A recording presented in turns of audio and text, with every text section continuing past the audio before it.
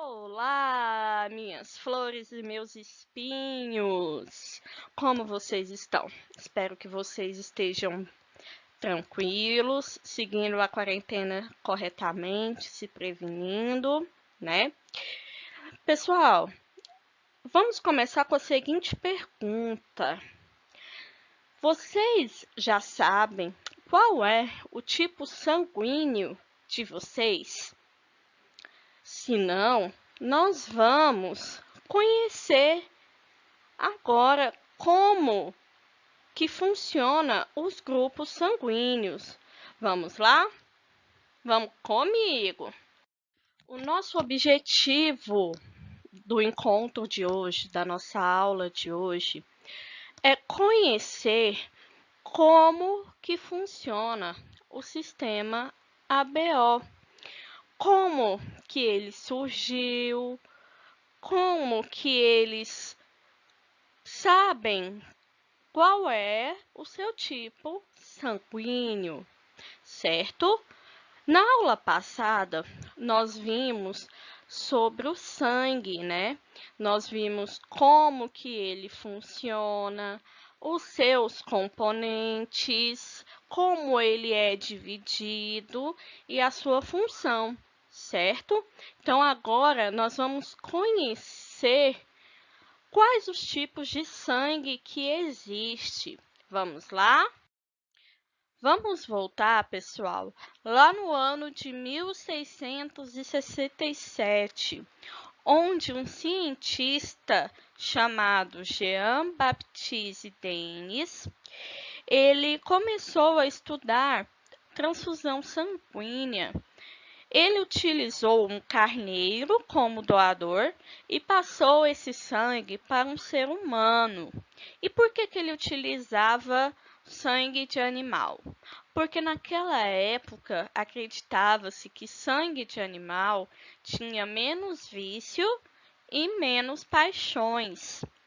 Mas ele não foi muito feliz, porque após várias tentativas, essa pessoa que ele utilizou como cobaia, ela veio a óbito.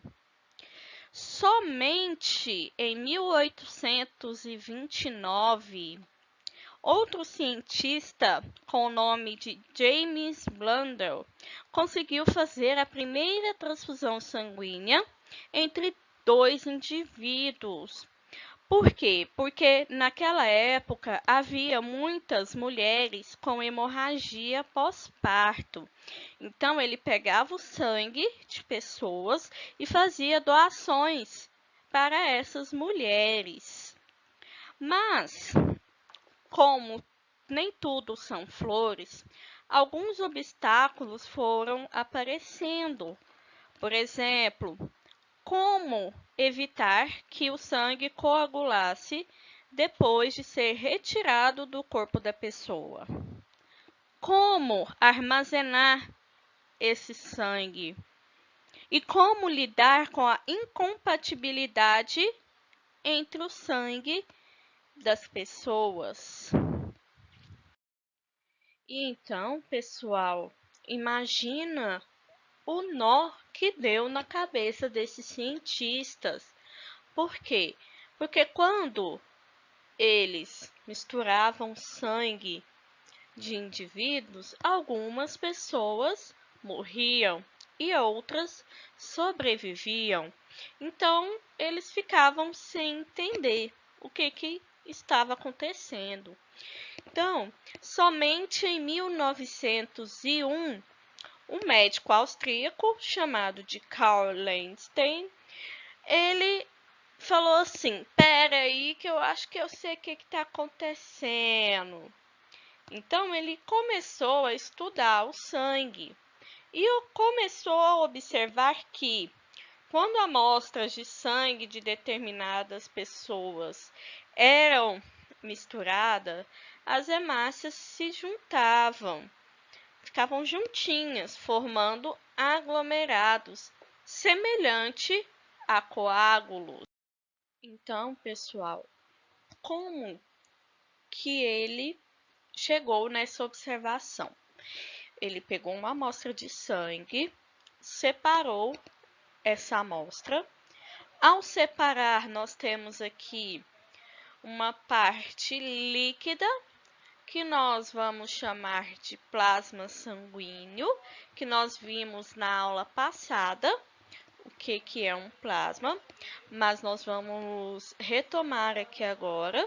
Então, temos que o plasma, ele vai ser a parte líquida do sangue, ele vai conter água, proteínas, incluindo anticorpo, e outras substâncias dissolvidas, como gases, nutrientes, excretas, hormônios e enzimas.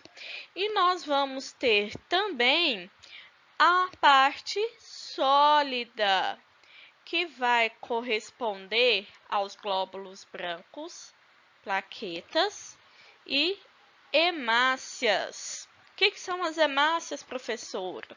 São as células sanguíneas, que é conhecida como glóbulos vermelhos ou eritrócitos. Elas vão exercer um importante papel na oxigenação de tecidos e é também responsável pela cor vermelha do sangue. Na parte sólida do sangue, nós encontramos as hemácias. Na parede das hemácias, nós vamos encontrar os antígenos. E o que esses antígenos eles vão fazer? Eles vão se ligar a anticorpos. Os anticorpos, pessoal, eles vão estar presentes no soro purificado do plasma, aquela parte líquida que eu falei para vocês lá atrás, certo? Professora, mas o que é um anticorpo mesmo? Ele que vai causar a aglutinação do antígeno nas hemácias. E o anticorpo também, ele vai ser produzido para combater aquele corpo estranho que entra em contato com as nossas células. Com esses apontamentos, pessoal, ele conseguiu distinguir os tipos sanguíneos existentes que nós conhecemos hoje. E esses tipos sanguíneos vão estar dentro de um sistema que nós chamamos de ABO. Vamos ver então como que funciona. Se a pessoa tem a proteína A na parede das hemácias, ela vai ser do tipo A. Se a pessoa tem a proteína B, ela vai ser do tipo B. Se ela possuir as duas proteínas, ela vai ser do tipo AB. Se ela não tiver nenhuma das proteínas, ela vai ser do tipo O. Temos aqui do lado uma tabelinha que vai ter o tipo de soro que eu vou utilizar. Lembra que eu falei para vocês que o anticorpo ele vai estar presente na parte purificada do plasma. E do lado nós temos os tipos sanguíneos, tipo O, tipo A, tipo B e o tipo AB. Na primeira situação, eu quis trabalhar com um soro que tinha um anticorpo anti-A. Eu peguei esse soro e coloquei nos 4 tipos sanguíneos, no tipo O, no tipo A, no tipo B e no tipo AB. Então, o que a gente pode observar? Quando o anti-A entra em contato com o sangue tipo O, não vai acontecer nada. Por quê? Porque ele não vai ter nenhuma das proteínas para ser reconhecido. Observando, então, a pessoa do tipo A, o que vai acontecer? Vai ocorrer a aglutinação. O mesmo soro eu coloquei na pessoa do tipo B. Não aconteceu nada. Por último, eu peguei e coloquei na pessoa do tipo AB. O que aconteceu? Aglutinou. Por quê? Porque ela vai ter as duas proteínas na parede das hemácias. No segundo caso, eu troquei de soro. Agora, o soro que eu vou usar vai ter anticorpos anti-B. Coloquei novamente em 4 tipos sanguíneos. Observando a pessoa do tipo O, também não vai acontecer nada. Observando a pessoa do tipo A, não aconteceu nada. Por quê? Porque a pessoa vai ter proteína do tipo A na superfície. Colocando, então, esse soro na pessoa do tipo B, o que vai acontecer? Vai aglutinar. Por quê? Porque eu vou ter a proteína do tipo B. Observando o sangue do tipo AB, vai aglutinar. Por quê? Porque vai estar presente as duas proteínas na superfície da hemácia, a proteína A e a proteína B. No terceiro caso, eu resolvi trabalhar com o soro anti-A e o soro anti-B. Colocando esse soro do tipo O como visto, não vai acontecer nada. Observando a pessoa do tipo A, o que acontece? Quando eu coloquei o anti-B, não aconteceu nada. Mas aí, eu coloquei também o soro anti-A. Então, o que aconteceu? Aglutinou. Esses mesmos soro eu coloquei na pessoa do tipo B. O que aconteceu? Aglutinou. Por quê? Porque na superfície da hemácia vai ter a proteína do tipo B. E eu coloquei na pessoa do tipo AB também. E o que eu observei? Que também aglutinou. Por quê? Porque na parede das hemácias vão ter as duas proteínas. Agora, trabalhando com a pessoa que não vai ter nenhuma das proteínas, ela vai ser do tipo O. Não vai acontecer nada em nenhum dos casos. Por quê? Porque ela não vai ter nenhuma das proteínas na superfície das hemácias. Então, não vai ocorrer a aglutinação. Então, o que foi possível ele concluir, o cientista? Que as pessoas elas podem ter sangue incompatível e que pesquisas feitas posteriormente por ele revelou a existência de diversos tipos sanguíneos em diferentes indivíduos da população. Então, pessoal, com essa incompatibilidade entre os tipos sanguíneos, nós temos que ter muito cuidado com o processo de transfusão. Vamos entender agora como que ele acontece. Eu trouxe aqui para vocês, pessoal, os tipos possíveis de transfusão sanguínea.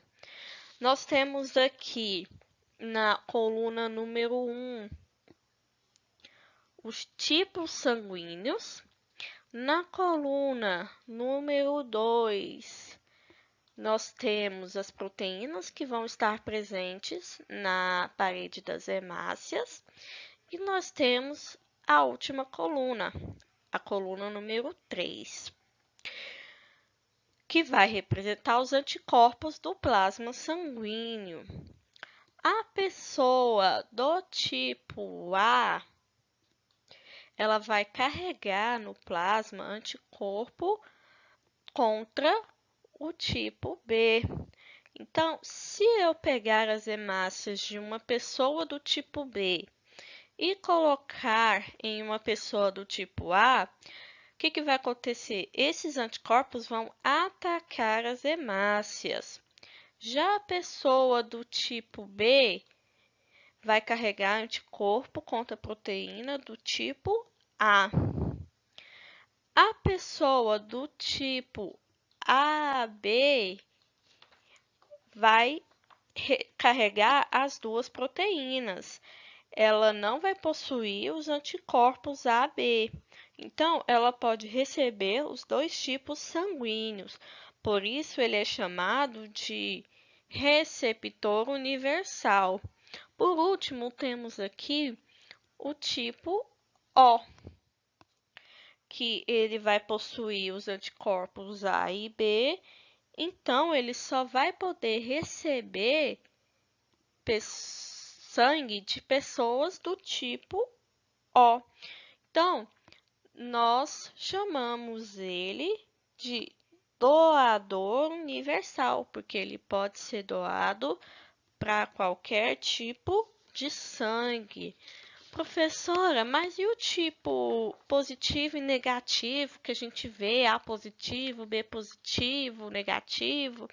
Isso, pessoal, é uma outra proteína que vai estar presente na parede das hemácias, que nós vamos ver mais para frente, que vai determinar o positivo e o negativo.